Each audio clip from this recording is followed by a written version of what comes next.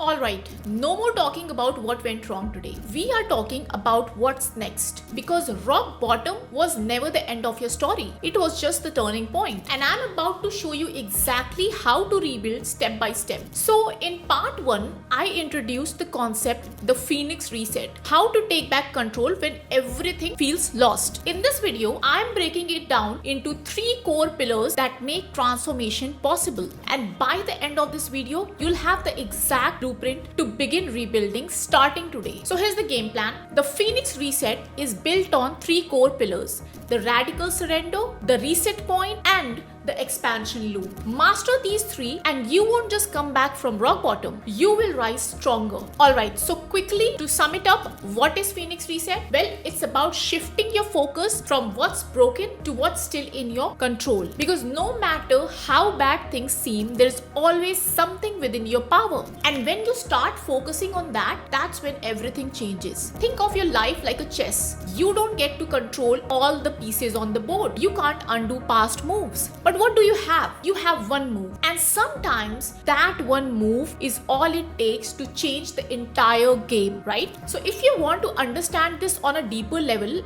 I'd suggest go watch part 1. After this, I'll be attaching the link at the end of this video. So how do you actually reset your life when everything feels like it's fallen apart? Firstly, you don't just wake up one day and have it all figured out. There is a certain process to this, and when you break it down, it comes to just 3 main things. 3 things that separate those who stay stuck from those who rise again. And the first one is the hardest of all, the radical surrender. So life is always not fair. But here's the thing, what you decide to do with it is everything. Now let's take a hypothetical situation where 2 people are stranded in a storm, okay? Person A fights it, they stand there screaming at the sky, they curse their bad luck, they refuse to move until the storm disappears. Meanwhile, there is person B who moves with the storm. They brace themselves, they don't panic. They adjust their steps, letting the wind push them forward. They realize that they can't stop the storm, but they can move through it. And guess who survives?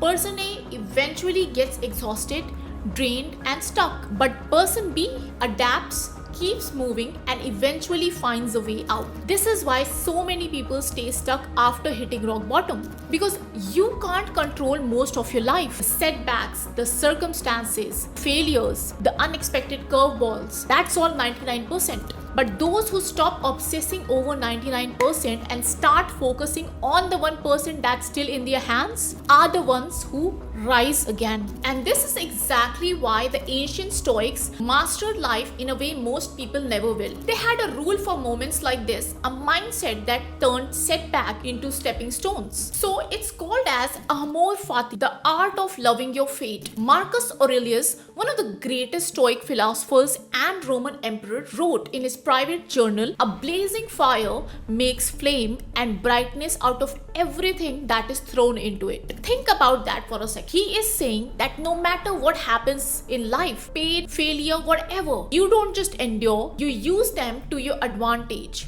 Centuries later, Friedrich Nietzsche, a German philosopher, took this idea even further. He said, "My formula for greatness in a human being is amor fati, that one wants nothing to be different, not in the past, not in the future, not for all eternity." So understand this.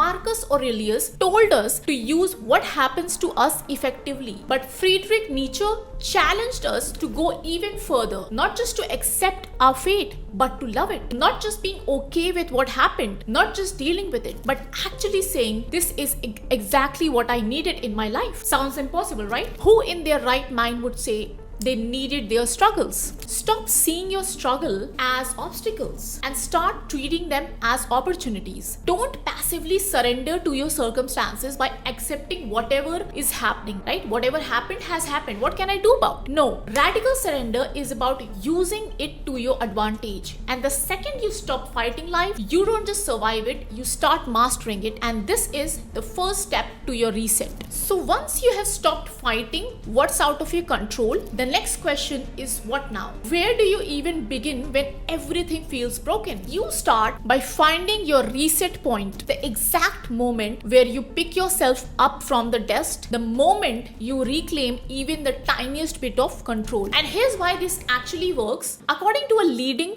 Stanford neuroscientist, brain doesn't just reward big achievements, it rewards effort itself. Even the tiniest action triggers a dopamine release, giving you a small motivation boost to keep going. This is called the dopamine reset effect. It's your brain's way of saying, hey, we are moving forward, and once that spark is lit, that's how momentum starts. My reset point personally was praying. And let me be clear, I wasn't religious at all. I wasn't expecting miracles. I wasn't waiting for divine intervention. No. But praying for me was out of ordinary, something I had not done in years, right? It was a kind of a symbolic gesture, a way to surrender my ego and say, I'm lost. I have been running and now it's time to stop and start over. But for you, it could be something entirely different. Your reset point could be making a cup of coffee, or perhaps reading one sentence from a book, taking a deep breath and allowing yourself to just be.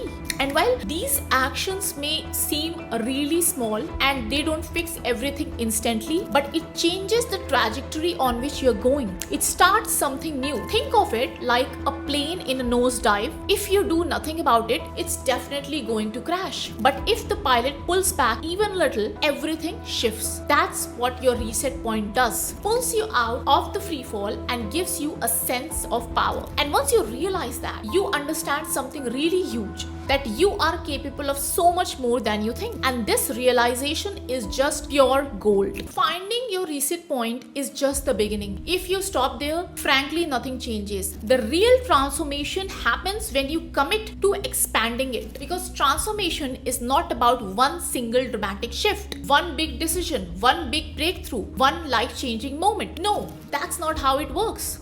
It's built on small, invisible actions that compound over time. This is the expansion loop, where tiny, consistent actions don't just add up, they multiply exponentially. And that one walk becomes a workout, one deep breath becomes a meditation practice, one sentence of journaling turns into a full-fledged book. And at first, it feels like nothing is happening. Frankly, it even feels pointless. But trust me, once momentum kicks in, that 1% expands. And this is not just a mindset hack, it's science. According to Harvard researcher Teresa Amabile, the number one predictor of success isn't talent or motivation, it's actually small, consistent progress. Those small wins which we undermine, they actually create motivation loops. They make us continue the practice. Micro progress rewires the brain to crave more progress. And this is not just some theory, it's a principle that has shaped billion-dollar industries. So in Japan, there is a concept called Kaizen,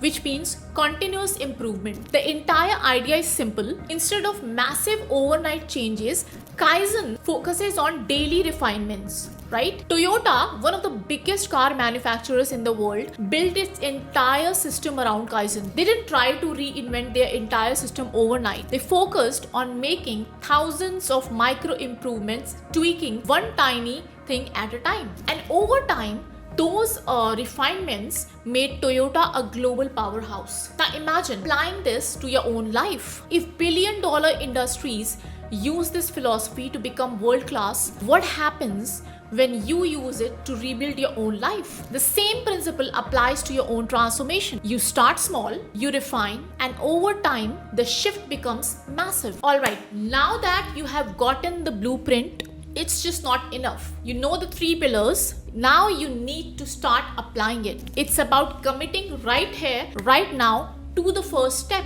Stop playing the passive game. So here's what I want you to do. Drop an emoji in the comment if you are ready to step into your Phoenix reset. And let me know which pillar hit home you the most. The radical surrender, the reset point, or the expansion loop. And if this video spoke to you, hit like, subscribe and turn on notifications, because we are just getting started.